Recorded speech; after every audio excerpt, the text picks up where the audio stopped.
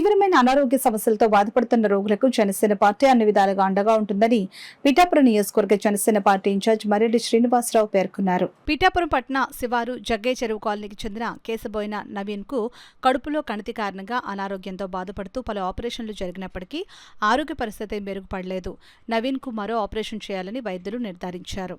ఈ విషయం తెలుసుకున్న జనసేన పార్టీ అధినేత రాష్ట్ర ఉప ముఖ్యమంత్రి పిఠాపురం ఎమ్మెల్యే కొణిదెల పవన్ కళ్యాణ్ ఆదేశాల మేరకు జనసేన పార్టీ రాష్ట్ర ప్రధాన కార్యదర్శి ఎమ్మెల్సీ కొణిదెల నాగబాబు అందజేసిన 25,000 రూపాయల ఆర్థిక సహాయాన్ని జనసేన పార్టీ పిఠాపురం నియోజకవర్గ ఇన్ఛార్జ్ మర్రెడ్డి శ్రీనివాసరావు నవీన ఇంటికి వెళ్లి అందజేశారు. ఆపరేషన్ సమయంలో నవీన్ కు అన్ని విధాలుగా జనసేన పార్టీ అండగా ఉంటుందని మర్రెడ్డి శ్రీనివాసరావు భరోసా ఇచ్చారు.